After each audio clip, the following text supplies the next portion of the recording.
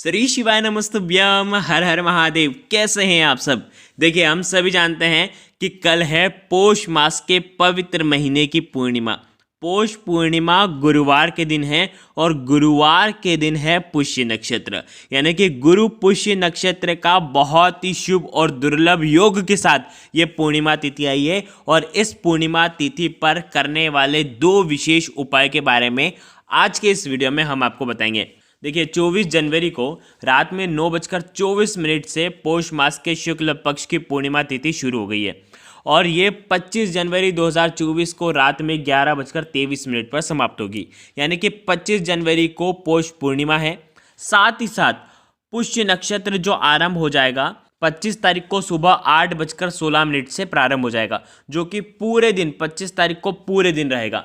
तो ये उपाय आपको 25 तारीख को पूर्णिमा के दिन करना है। सुबह से लेकर के शाम तक आप ये उपाय कर सकते हैं। बहुत ही ज़्यादा विशेष है। किस प्रकार से करना है समझना। देखो, पूर्णिमा तिथि पर चंद्रमा जो होते हैं वो अपनी पूर्ण कलाओं से युक्त होते हैं और यही चंद्रमा की शीतलता हमारे जीवन में सुख शांति बरसाती है। तो आज के इस पूरे वीडियो में कल के दिन करने वाले दो विशेष उपाय के बारे में हम आपको बताएंगे। देखो, सबसे पहला जो उपाय होगा वो होगा बेलपत्र से दूध अर्पित करना और आपकी समस्त मनोकामना परिपूर्ण हो जाएगी। आपके जीवन में किसी भी प्रकार का क्लेश भी होगा ना, वो भी दूर हो जाएगा। तो सबसे पहला उपाय तो सबसे ज़्यादा महत्वपूर्ण है। हर घर में हर व्यक्ति को ये उपाय करना चाहिए, पहला उपाय। दूसरा जो उपाय है वो आपको मात्र एक चुटकी हल्दी से, यानी कि तुलसी जी की जड़ में मात्र एक चीज़ डालना है और आपकी समस्त मनोकामना परिपूर्ण हो जाएगी। महालक्ष्मी की विशेष कृपा मिलती है। तो बहुत ही प्यारे से दो उपाय के बारे में हम आपको बताने वाले हैं। ये दोनों उपाय पूज्य गुरुदेव की ही कथा सुन करके समझ करके समझाने का पूरा प्रयास करूंगा। लेकिन उससे पहले आप सभी से रिक्वेस्ट करता हूँ, चैनल पर अगर पहली बार आए हैं तो चैनल को ज़रूर सब्सक्राइब करें और कमेंट में ओम नमः शिवाय ज़रूर लिखें। दो उपाय के बारे में हम आपको बताएंगे। सबसे पहला जो उपाय होगा वो आपको करना है पूर्णिमा के दिन हल्दी वाला। देखो, पूर्णिमा की तिथि के दिन चंद्रमा अपने पूर्ण कलाओं से युक्त होते हैं, तो चंद्रमा की शीतलता इस धरती पर पड़ती है। तो देखो, सबसे पहला जो उपाय है आपको क्या करना है। देखो, पूर्णिमा की जो तिथि होती है वो भगवान विष्णु और महालक्ष्मी को समर्पित होती है। तो ध्यान रखना, आपको क्या करना है, गुरुवार का दिन भी है और गुरु पूर्णिमा है, यानी कि गुरुवार का जो दिन होता है वो भी भगवान विष्णु को समर्पित होता है। तो देखो, करना क्या है, आपको तांबे का पात्र लेना है, उसके अंदर चावल के 11 दाने डालना है, ठीक है, और उसके अंदर एक चुटकी हल्दी आपको डालनी है। आ गई आपको बात समझ में।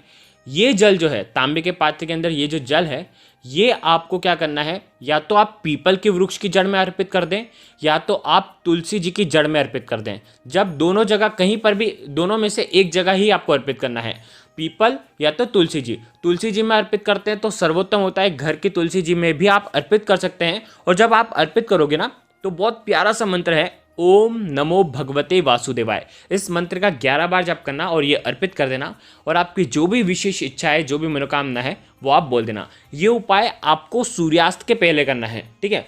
अब देखो, सूर्यास्त के बाद एक विशेष उपाय है, वो भी उपाय आप कर सकते हैं। दोनों में से जो उपाय आपको लगते हैं आप कर सकते हैं। सूर्यास्त के बाद आपको क्या करना है, चावल लेना है, ठीक है, 11 दाने चावल के लेना है आपको और साथ में लेना है एक चुटकी हल्दी। हल्दी में भी आपको थोड़ा सा आपको जल मिला देना है, ठीक है। हल्दी को गीला कर लेना और ये जो चावल हैं इन चावल को आपको पीला कर देना है। आ गई आपको बात समझ में। साथ में आपको लेना है एक दीपक चौमुखी दीपक होना चाहिए। 4 बाती लगाना और चारों बाती जो होगी वो लाल रंग की मोली के धागे की होनी चाहिए। आ गई आपको बात समझ में। देखो, ये दीपक आप आटे का भी बना सकते हैं या तो आप माटी का दीपक भी ले सकते हैं। साथ में आपको ये चावल के दाने लेना है जो कि हल्दी मिश्रित है।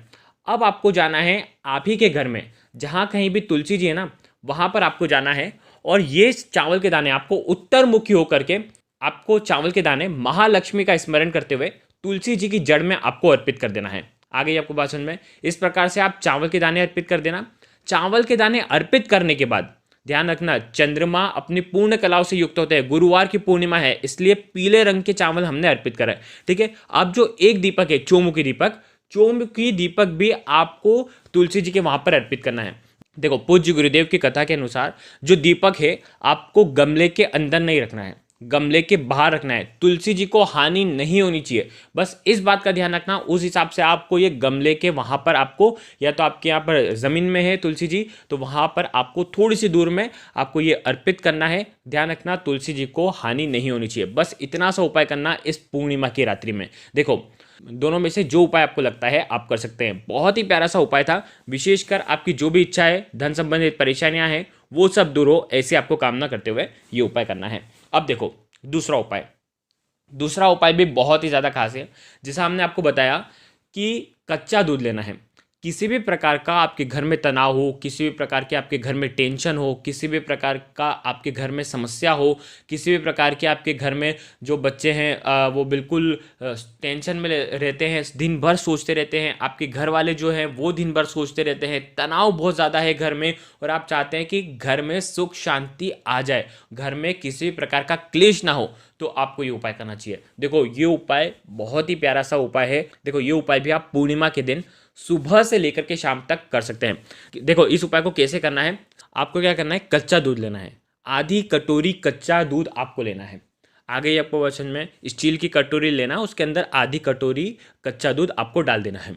इस कटोरी के अंदर आपको जल वल कुछ भी नहीं मिलाना है, समझ में आई। इस दूध के अंदर आपको जल नहीं मिलाना है। कच्चा दूध अर्थात बिना उबला हुआ दूध, ठीक है। ये कच्चा दूध और साथ में आपको लेना है 5 बेलपत्र। विशेष उपाय है ये 5 बेलपत्र का और नया उपाय है। पूज्य गुरुदेव ने कथा में बहुत ही सुंदर तरीके से इस उपाय को बताया था। देखो करना क्या है, भगवान शिव के मंदिर में ये दोनों चीज़ लेकर के जाना। अब आपको क्या करना है, कटोरी के अंदर 5 बेलपत्र आपको डाल देना है। कच्चे दूध की जो कटोरी ना, उसके अंदर 5 बेलपत्र को डुबो देना है, ठीक है। देखो बेलपत्र नहीं है तो भगवान शिव के ऊपर चढ़ी हुई बेलपत्र उपयोग में ले सकते हैं। शुद्ध जल से पहले धोना, उसके बाद उपयोग में लेना, ठीक है। 5 बेलपत्र आपने उसके अंदर डाल दी कच्चे दूध में।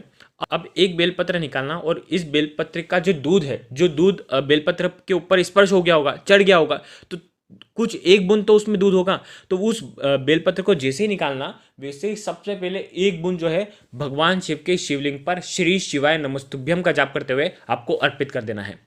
आ गई आपको बात समझ में। देखो बहुत ही सही उपाय है, समझना इस उपाय को।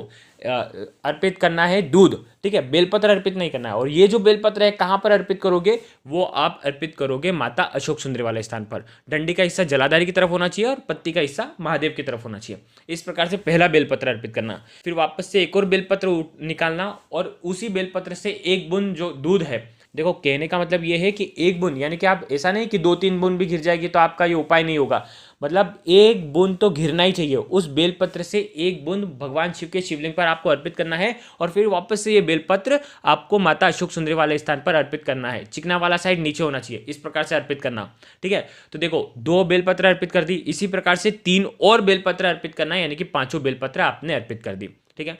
अब बेलपत्र अर्पित करने के बाद जो कच्चा दूध है आपके पास, ठीक है, अब आपको उस कटोरी को आपको हाथ में रखना है और आपकी जो भी इच्छा है, जो भी मनोकामना है, आपको बोल देना है और ये कच्चा दूध भी भगवान शिव के शिवलिंग पर आपको अर्पित कर देना है श्री शिवाय नमस्तुभ्यम का जाप करते हुए। यकीन मानिए जो भी ये उपाय पूर्णिमा की रात्रि में या पूर्णिमा के दिन कभी भी करता है, उसकी हर इच्छा महादेव परिपूर्ण करते ही करते हैं। देखिए बहुत ही प्रभावशाली उपाय है। तो देखो आज के इस पूरे वीडियो में हमने 2 उपाय के बारे में बात करी है। दोनों में से जो उपाय आपको लगते हैं आप कर सकते हैं। अगर आपको कुछ भी चीज़ समझ में ना आए तो कमेंट में पूछ लेना, गलती नहीं करना है। श्री शिवाय नमस्तुभ्यम। हर हर महादेव।